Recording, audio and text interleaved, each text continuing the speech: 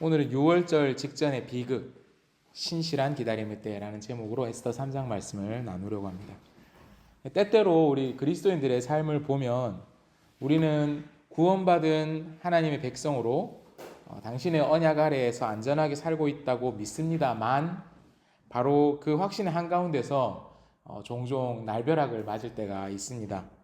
가장 건강하다고 믿었던 날 아침에 전혀 예상치 못했던 건강검진 결과를 받아들일 때도 있고요. 수십 년간 충성했던 직장에서 게시물로 해고 통보를 받는 순간도 있습니다. 안전하리라고 여겼던 그 자리에서 평안이 송두리째 무너지는 순간을 살다 보면 종종 경험할 때가 있지요. 오늘 우리가 펼쳐볼 에스더 3장의 이야기는 구원의 언약을 가장 확실히 되새겨야 할 날, 하루 전날 일어난 일입니다. 여기서 니산월 13일이라고 되어 있는데요. 이 니산월 14일이 유대인들의 가장 중요한 절기인 6월절입니다. 이스라엘이 이집트에서 하나님 해방시켜 주시는 것을 기념하는 그날, 하나님의 구원의 언약을 확실하게 되새기는 그날을 하루 앞두고 명절 하루 전날 온 민족이 멸절되는 명령이라는 조서가 공포된 아주 절망적인 상황, 그리고 역설적인 상황을 담고 있는 말씀인 것입니다. 우리는 에스더기 강의를 시작하면서 이 책에 대해서 헤스터 파님이라는 이야기를 한 바가 있습니다. 하나님의 숨겨진 얼굴에 대한 이야기가 바로 이 책의 중요한 주제다라고 말씀드렸습니다. 에스더기의 하나님은 다른 성경처럼 겉으로 하나님의 존재가 압도적으로 드러나서 말씀하시는 분이 아닙니다. 직접 말씀하지 않으시고 역사의 뒤편에서 침묵하시는 것처럼 보이지만 여전히 일하고 계시는 분입니다. 에스더 1장에서 우리는 와스디 왕후의 용기 있는 저항을 살펴보았습니다. 그녀는 자신의 존엄함을 지키기 위해서 왕의 불의한 명령을 거절했습니다. 그 결과로 왕후의 자리에 정의의 빈자리가 만들어졌습니다. 이 빈자리는 세상 권력의 오만함 그리고 무질서함이 만들어낸 공간이었습니다. 이어지는 2장에서는 고아 소녀 하다사 곧 에스더가 침묵이라는 가면을 쓰고 빈자리에 침투했습니다. 왕궁에 심겨진 트로이 목마가 되어서 침묵과 순응이라는 희생적인 전략을 통해 민족을 구할 영향력의 무대를 확보한 것이 2장의 이야기였습니다. 이제 에스더 3장은 이 은혜의 무대가 확보되자마자 그 무대 위로 유다 민족의 숙적인 하만이라는 악의 화신이 등장하는 장면을 보여줍니다. 와스디가 만든 정의의 빈자리는 이제 하만의 격렬한 증오 그리고 아하수에로 왕의 무책임이라는 영적인 빈곤함으로 가득 채워집니다. 가장 파국적인 위기를 맞게 되는 장면이 이어지게 됩니다. 이것은 매우 위태로운 역설입니다. 구원의 축제 하루 전날 사망의 조서가 선포된 것이죠. 그리고 이것은 오늘날 우리 그리스도인들이 종종 마주하는 것과 매우 닮아 있습니다. 하나님의 은혜를, 하나님의 구원을, 하나님의 신실하심을 고백하고 그것을 소망으로 삼고 있지만 우리의 삶에 저항할 수 없는 예기치 못한 일들이 선언되는 때가 있는 것이죠. 에스더 3장은 두 종류의 텅 빈 영혼이 만나서 빚어낸 파국을 보여주고 있습니다. 하만의 격렬한 증오 그리고 아하수에로 왕의 책임 없는 무관심입니다. 오늘 본문 1절과 2절을 보십시오. 아하수에로 왕이 하만을 높입니다. 모든 신하가 그에게 무릎을 꿇고 절을 합니다. 에스더 3장 1절은 이렇게 시작합니다. 이런 일들이 있은 지 얼마 뒤에 하만이 등극했다라고 알리고 있습니다. 이런 일들이 있은 지 얼마 뒤에서 이런 일들이 뭐냐면요. 지난주에 2장에서는 이 부분을 거의 이제 언급하지 않고 지나갔는데 모르드게가 아하수에로 왕의 암살 계획을 우연히 알게 된 거예요. 그리고 그것을 고발을 한 거죠. 모르드게가 왕의 암살 계획을 막은 공신이 된 겁니다. 공신이 되어서 공식적으로 페르시아 왕실의 기록에 남겨집니다. 그런데 에스더에서는 아하수에로 왕이 그에게 아무 보상을 하지 않았다라고 나오고 뒤에 비로소 이제 뒤늦게 깨닫고 상을 주는 장면이 나와요. 에스더 3장 1절은 모르드게가 큰 공을 세웠지만 그에 대한 공식적인 포상이 없었고 갑작스럽게 아각 사람 하만이라는 자가 최고 권력의 자리에 오르는 것이 나오고 있습니다. 하만이 무엇을 잘했길래 이 자리에 올랐는지는 성경에서는 드러나지 않고 있습니다. 그가 그 전에 어떤 탁월한 실력을 역량을 보여주었는지는 성경은 말하지 않습니다. 하지만 조심스럽게 저는 추측을 하는데요. 오늘 본문에서 이어지는 내용들을 보면 하만이 유다인들을 멸절시키겠다라고 왕에게 자신의 소원을 이야기할 때 이렇게 하게 해주시면 제가 왕실의 금고에 은 10,000달란트를 입금시키겠습니다 라고 왕에게 제안한 장면이 있습니다. 그래서 조심스럽게 추측입니다. 이거 확신은 아니고요. 그가 막대한 뇌물을 써서 이 자리를 차지했을 가능성도 있겠다. 그런 것이 좀 자연스럽지 않았겠나라는 생각을 해봅니다. 그렇기 때문에 이런 맥락으로 생각한다면 하만에게는 하만의 어떤 지도력에는 정당성이 없는 거예요. 정통성이 없는 거죠.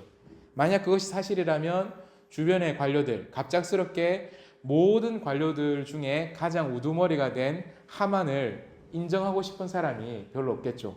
낙하산도 그냥 낙하산이 아니라 다른 사람들이 다 알 정도로 막대한 뇌물을 써서 그 자리에 내려온 낙하산을 보면 그의 갑작스러운 승진 배경을 알면 그를 진심으로 인정하고 싶지 않게 되죠.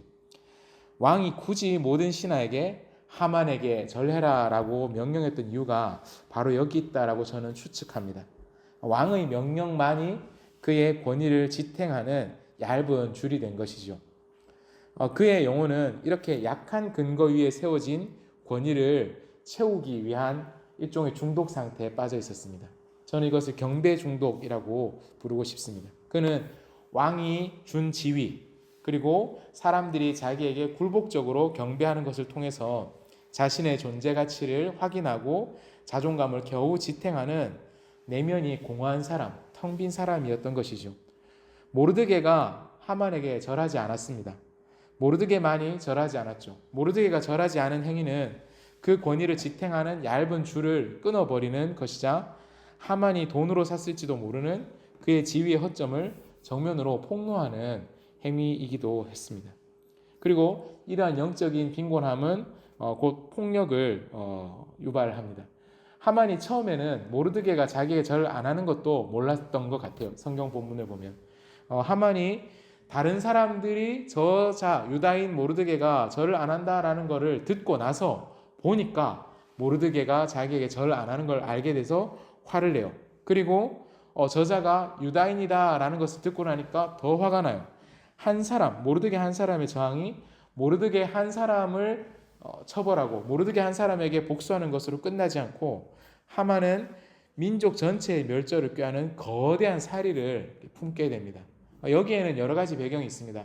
하만이 아각 사람이라고 하잖아요. 아말렉 민족입니다. 그리고 모르드게는 사울과 같은 가문, 베냐민 가문입니다. 이 가문과 유다인 전체와 아말렉이 대대로 원수였지만 특별히 베냐민 가문과 또 아말렉이 또 원수였어요.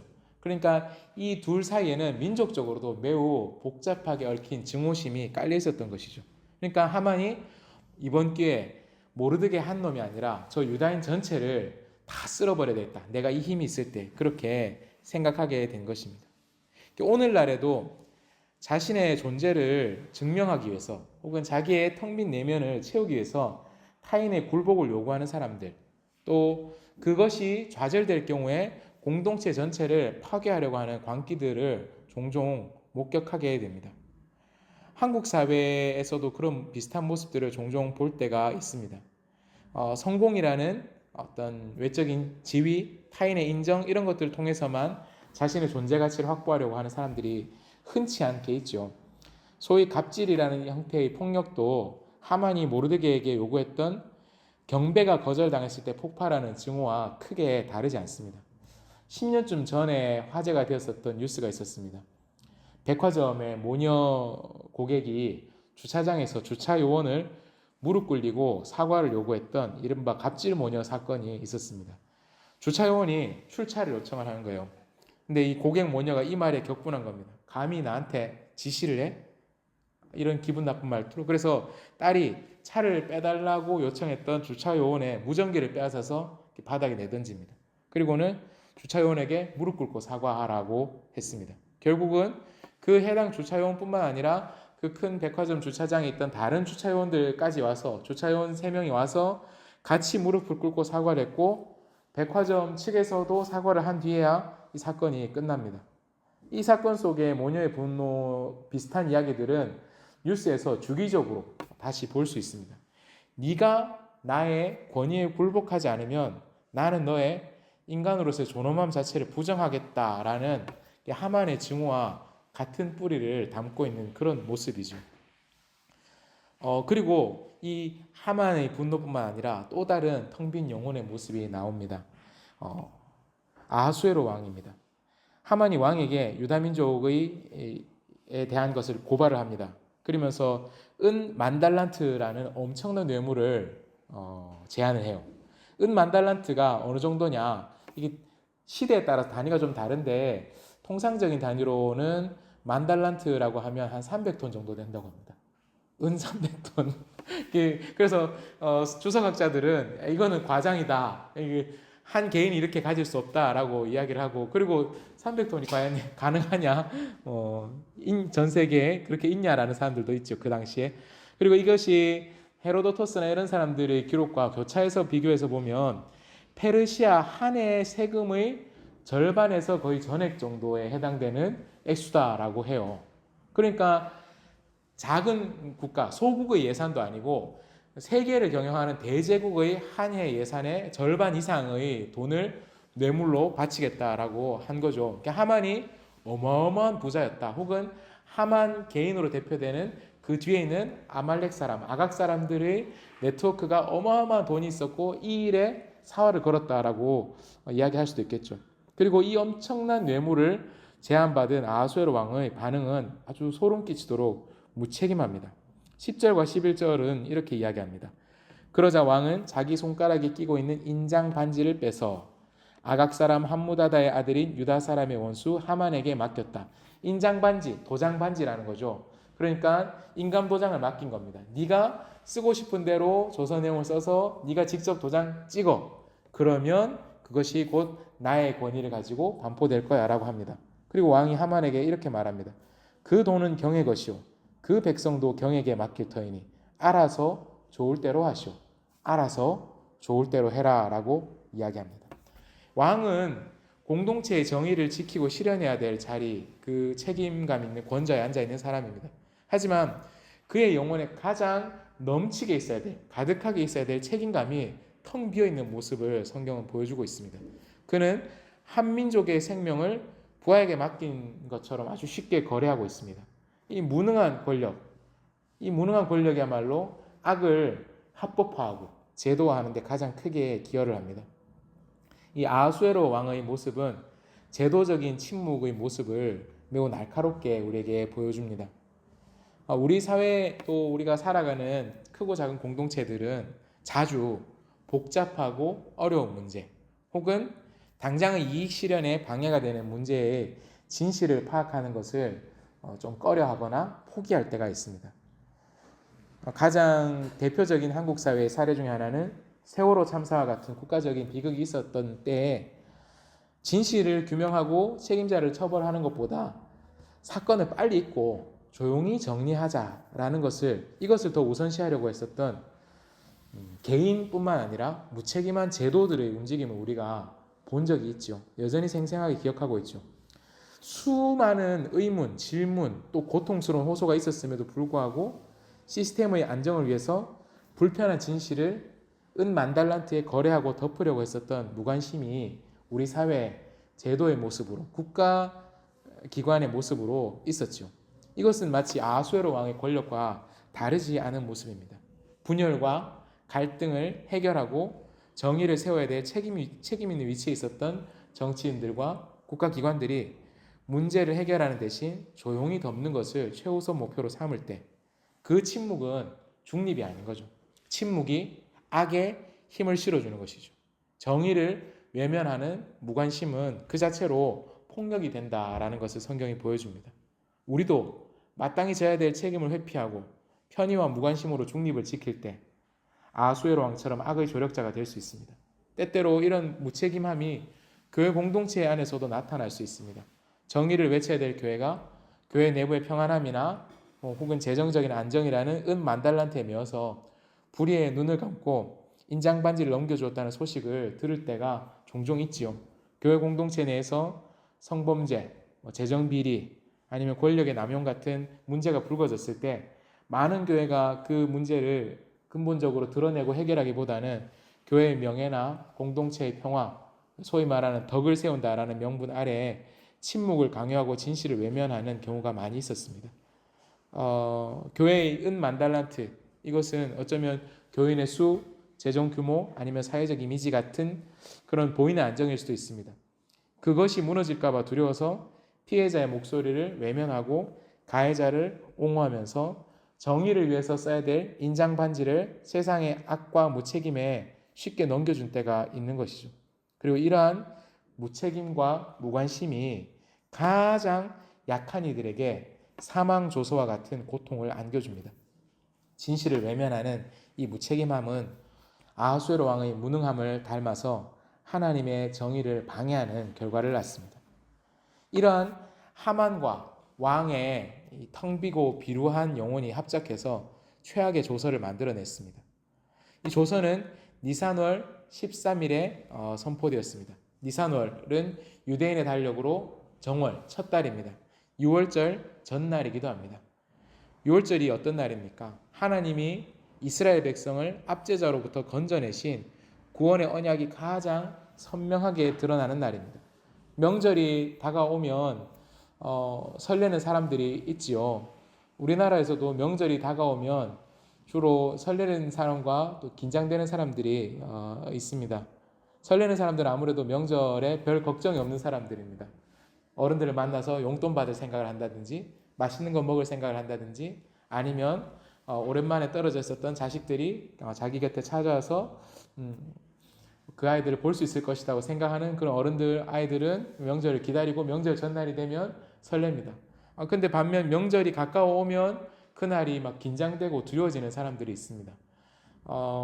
저도 약간 그런 것이 있고요. 저도 어릴 때부터 명절이 되면 여러 집, 또 여러 산을 다니면서 성묘하고 명절 되면 산을 한 두세 개씩 타고 그랬던 것들 생각하니까 명절이 별로 반갑지 않았던 그게 몸에 각인돼서 명절이 가까워오면 저도 스트레스 받지만 오늘 이 자리에 함께하지 못한 제 아내는 명절이 가까이 오면 진짜 스트레스를 많이 받았어요. 그 해야 될 일들 아니면 일 자체의 물리적인 양보다 그 며느리라는 자리가 주는 심리적인 압박감 때문에 명절이 가까워지면 스트레스 받는 것을 자기도 모르게 왜 이렇게 마음이 힘들지? 여보, 추석이 가까이 오고 있다. 아, 맞네. 이런 대화를 할 때가 있었습니다.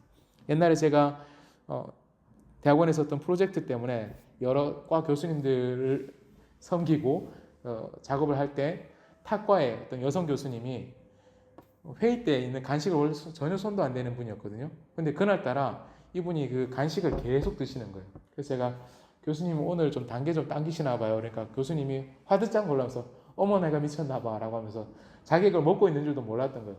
탁 내려놓으면서 명절이 가까이 오니까 스트레스를 받아서 그렇다고 그런 얘기를 했었습니다. 그러니까 어떤 날이 가까이 오는 것에 대해서 사람들의 감각, 그 날을 축제의 날이라고 생각하는가 아니면 힘든 날이라고 생각하는가에 따라서 그 날이 가까이 올 때의 감각이 완전 다릅니다. 그런데 적어도 대부분의 유대인들, 이 조서의 존재가 알려지기 전까지 대부분의 유대인들은 내일 6월절을 기억하고 기념하는 날로 기다리고 있었을 거예요. 특히나 여기 이 에스더를 받았던 당시에 페르시아에 살았던 사람들은 이미 이 많은 동포들이 해방되어서 고향으로 돌아가고 그리고 페르시아 제국에 남아있기를 선택한 사람들이었기 때문에 이제 더 이상 과거처럼 노예 상태는 아니었던 거예요. 그러니까 하나님이 우리를 이집트에서 해방시켜 주신 것처럼 고레스를 통해서 하나님이 우리를 바벨론 페르시아 제국에서도 노예 신분에서 우리를 해방시켜 주셨다는 것을 기념하는 절기가 되어서 되게 축제의 날, 축제 음식들 준비하고 있었던 그때 바로 그 명절 전날 이 조서가 선포된 것입니다. 구원의 날을 하루 앞두고 유다 백성 전체를 죽이고 도륙하고 진멸하라는 조서가 반포됩니다. 이것은 언약 백성의 정체성에 대한 매우 혹독한 질문입니다. 과연 6월절에 하나님이 우리를 다시 구원하실 것인가? 이들이 당연히 결말을 아는 6월절 이야기의 소비자가 아니라 정말 유월절 현장으로 돌아간 거예요. 이스라엘 백성들이 유월절 전날을 맞았던 상황을 한번 생각해 보자고요. 출애굽 전날 이스라엘 백성들이 출애굽 전날 이 직전의 상황들을 생각해 보면 모세는 끊임없이 하나님이 우리를 이 땅에서 해방시켜서 데리고 나가실 것이다 라고 이야기하지만, 그리고 하나님이 어마어마한 기적으로 놀라운 재앙으로 애굽 왕의 마음을 흔들어 놓으시지만, 애굽의 재앙을 내리셨지만 여전히 그들의 삶이 갈수록 더 힘들어져서 모세를 향한 원망들이 극도로 올라왔었거든요. 그리고 유월절이 오는 그날에 하나님의 구원이 이루어지는 그날 그 전야에 모세의 말을 듣지 않고 양의 피를 문설주에 바르지 않은 집들은 막 죽음이, 그 집에 장자들이 죽는 일들이 일어났었거든요. 유월절 전야는 원래 이스라엘 백성들에게는 희망의 날이 아니었던 거죠. 우리는, 그리고 당시의 사람들은 결말을 알면 그 전날을, 그 다음 날을 명절, 희망의 날, 구원의 날이라고 생각하지만 구원이 진짜 이루어질지 이루어지지 않을지 몰랐던 최초의 유월절을 맞았던 사람들에게는 굉장히 공포스러운 시기였던 것. 하나님 정말 우리를 구원하실 것인가 확신하지 못했던 그날이었고, 그리고 에스더의 시점에 이들에게 유월절이 축제가 아닌 원래 그 명절이 제정되었던 당시의 감정을 느끼게 했던 거예요. 하나님이 정말 우리를 구원하실 것인가. 15절은 수산성이 술렁거렸다라고 이야기하고 있습니다. 그 도성에 살고 있었던 유대인뿐만 아니라 수많은 백성들이 다 술렁거린 것이죠. 이들의 영혼이 격동되는 것입니다. 그런데 이 절망의 한가운데 하나님의 역설적이고 섬세한 섭리가 작동합니다. 하만이 유대인들을 학살할 날을 점지받으려고 부르라는 일종의 주사위를 던집니다. 길일, 좋은 날을 받으려고 하는 고대인들의 일반적인 행동입니다. 물론 현대인 중에도 여전히 이런 행동을 하는 사람들이 있곤 합니다. 그리고 우리 주변에서 이런 일들을 하는 사람들을 통해 제가 미루어 짐작하건대 순수하게 백지 상태에서 응답을 기다리지는 않죠. 원하는 내용이, 우리가 어떤 기도할 때도 그렇죠. 하나님의 뜻을 알려주십시오 라고 말하지만 내가 원하는 방향이 있기 마련입니다. 원하는 내용이 있죠. 아마도 그는 가능하면 빨리 저자들을 다 치워주기를, 가능하면 빨리 저자들 다 없애버리기를 바랬을 것입니다. 가장 빠른 날을 원했을 것입니다. 그런데 이 제비는 파국의 날을 아달월 13일로 점지합니다. 니산월은 유대력의 정월, 즉 한 해의 첫째 달이라고 했습니다. 아달월은 한 해의 마지막 달입니다. 니산월 13일부터 아달월 13일까지 11개월의 기간이 주어진 것입니다. 당장 유다인들을 다 지워버리고 싶은 하만의 갈망과 달리 제비는 파국의 날을 11개월이나 늦추어 버립니다. 하만이 던진 이 불은 파국을 촉진하는 그런 어떤 운명의 주사위처럼 보였지만 하나님은 이것을 돌려서, 이 주사위를 돌려서 긴 시간을 선물하십니다. 물론 이 11개월의 기간이 고통스럽고 불안한 기간이었을 것입니다. 하나님이 침묵하시는 것처럼 느껴졌을 것입니다. 그런데 이 기간은 에스더가 왕에게 나아갈 준비를 하는 기간이었고, 모르드게가 백성들을 모아서 기도와 금식으로 하나님의 개입하심을 구하는 기간이었습니다. 절망으로 텅 비고 흔들렸었던 유다인들의 영혼을 유월절에 당신의 백성들을 이집트에서 구원하신 하나님이 오늘 우리도 반드시 구원하실 것이다 라는 믿음으로 채우고 안정시키게 하는 신실한 기다림의 때가 되었던 것입니다. 우리가 겪는 아픔, 우리가 겪는 어려움 속에서 하나님의 응답이 지연되는 것처럼 느껴지는 시간이 있습니다. 그런데 성경은 그 시간이 바로 하나님이 우리에게 주시는 신실한 기다림의 때라고 가르칩니다. 이 기다림의 기간은 우리의 영적인 빈곤함을 세상의 소음으로 채우는 대신 기도와 인내로 하나님의 변치 않는 사랑과 정의를 채우고 준비하는 시간이 됩니다. 우리는 이 기다림의 영성을 잃어버리지 않았는지 자문해야 됩니다. 현대 사회를 살아가는 우리는 즉각적인 응답, 눈에 보이는 변화, 빠른 성장을 요구하는 문화에 너무 익숙해져 있습니다. 그래서 하나님이 일하고 계시는 그 침묵의 기간, 하나님이 침묵하시며 일하시는 11개월을 조급함이나 불평으로 채워버릴 때가 많이 있습니다. 그런데 에스더는 우리에게 보여줍니다. 가장 중요한, 가장 놀라운 구원의 역사는 인간의 계획이 좌절되고 하나님이 침묵하시는 이 기다림의 기간에 보이지 않는 기도와 준비를 통해서 이루어지고 있다라는 것을 말해줍니다. 사랑하는 여러분, 하만이 던진 불은 유다인들을 파멸로 이끌 운명의 주사위였습니다. 하지만 하나님의 놀라운 섭리로 그 죽음의 날짜는 결국 구원의 축제인 불임절로 뒤바뀌었습니다. 유대인들에게, 현대 유대인들에게도 여전히 중요한 명절이 불임절입니다. 이 불임절에서 이 불임이라는 말은 하만이 던졌던 주사위를 의미하는 아카드어 푸르에서 유래합니다. 이 명절의 정신은 한마디로 인생 역전입니다. 악을 위해서 굴려졌던 우리 민족의 절멸을 위해서 굴려졌던 주사위가 민족의 죽음의 날이 아닌 구원의 날짜를 정한 것입니다. 그 구원의 날을 기념해서 지금도 유대인들은 매년 아달월 14일에 이 명절, 불임절을 지키고 있습니다. 이 불임절의 핵심은 하나님의 숨겨진 손길을 기뻐하는 것입니다. 에스더기는 하나님의 이름이 또 하나님의 역사가 한 번도 나오지 않지만 모든 사건을 뒤에서 조율하신 분이 바로 하나님이심을 이야기합니다. 유대인들은 불임절에 그 믿음을 환희로 고백합니다. 현대인들에게 불임절이 유대인들에게 여전히 중요한 명절입니다. 우리가 얼마 전에 보낸 추석에 한국인들이 전통적으로 많이 해왔던 풍속들 있죠. 요즘은 잘 안 하지만 TV로 종종 봅니다. 강강술래를 춘다든지 송편을 먹는다든지 성묘와 차례 등이 있는 것처럼 유대인들의 불임절에도 독특한 풍속이 있습니다. 불임절 의상을 입는데 그때 가면을 써요. 여러 캐릭터 가면을 씁니다. 특히나 이 가면은 하만에게 정체를 숨겼던 에스더의 용기를 기억하는 동시에 세상의 혼돈과 고난 속에서 하나님의 손길이 숨겨져 있지만 일하고 있다라는 것을 상징합니다. 그리고 불임절에 되게 중요한 것 중에 하나가 에스더기 전체를 낭독하는 건데요.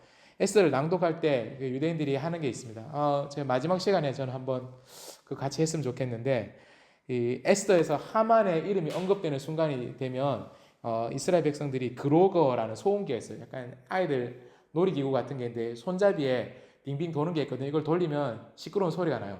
그러니까 하만이라는 단어를 읽을 때 그걸 돌리는 거예요. 그러면 삐 처리하는 것처럼 하만 소리가 잘 안 들려요. 이 그로거가 없으면 발을 막 구릅니다. 그러니까 에스더를 읽을 때 하만 말 나올 때 사람들이 막 발을 구르고 이 소음기를 울려서 그의 존재, 그의 악행의 기억을 지우는 거예요. 그리고 불임절에는 친구들에게 음식을 선물하고요. 또 가난한 사람들에게 자선을 베품으로써 공동체 안의 분열을 바로잡고 사회정의를 추구하는 모습도 불임절이 되게 중요한 풍습입니다. 축제의 환희를 이웃을 향한 책임감으로 이렇게 승화시키는 날이 된 것이죠. 어쩌면 오늘 우리가 지금 통과하고 있는 시점이 니산월 13일처럼 6월절 전야처럼 절망적인 소식이 들려오는 시간, 어려움을 내가 어떻게 할 수 없는 어려움을 직면하는 시간인지도 모르겠습니다. 우리 존재를 지우려고 하는 하만의 증오 혹은 무책임한 권력 앞에 서 있는지도 모르겠습니다. 고난 속에서 응답이 없는 11개월의 침묵을 견뎌야 할지도 모릅니다. 그러나 우리 같이 기억합시다. 에스더의 11개월은 허비된 시간이 아니었습니다. 그 기간은 하나님께서 당신의 구원의 때를 성숙시키기 위해 연장하신 시간이었고 절망으로 텅 비었던 영혼을 기도와 인내로 다시 채우도록 허락하신 신실한 기다림의 때였습니다. 하나님은 우리가 지금 겪고 있는 불안의 때, 우리가 지금 답답해하는 하나님의 침묵의 시간을 통해서 가장 위대한 구원의 반전, 곧 불임절의 환희를 준비하고 계십니다. 기도와 인내로 이 기간을 기다리며 텅 빈 영혼을 하나님의 사랑과 은혜로 채웁시다. 하만이 주사위를 굴린 날이 구원의 축제일이 된 것처럼 우리의 모든 아픔과 어려움의 시간 또한 하나님의 정의 안에서 반드시 기쁨과 승리의 날로 역전될 것입니다. 함께 기도하겠습니다. 사랑이 많으신 아버지 하나님, 하나님의 은혜 속에서 하나님의 돌보심 속에서 살아가고 있다고 고백하지만 때때로 우리는 감당할 수 없는 삶의 무게 앞에 짓눌리고 절망합니다. 우리를 지우려고 하는 증오 혹은 우리의 아픔을 외면하는 무책임함 제도 앞에 서 있을 때도 있습니다. 하나님, 그러나 11개월의 침묵을 통해서 하나님의 은혜를 배우고 기도를 배웠던 유다인들처럼 주님, 우리도 이 시간을 통해서 우리의 텅 빈 영혼을 하나님의 사랑과 은혜로 채우며 불임절의 환희, 하나님의 놀라운 구원의 은혜와 기쁨을 맞이하게 하여 주십시오. 우리의 모든 아픔과 어려움의 시간이 하나님의 정의 속에서 기쁨과 승리의 날로 역전될 것을 믿고 기대하며 살아가게 하여 주십시오. 이 모든 말씀 예수님의 이름으로 기도드립니다. 아멘. 찬송하시겠습니다. 찬송가 393장 오 신실하신 주.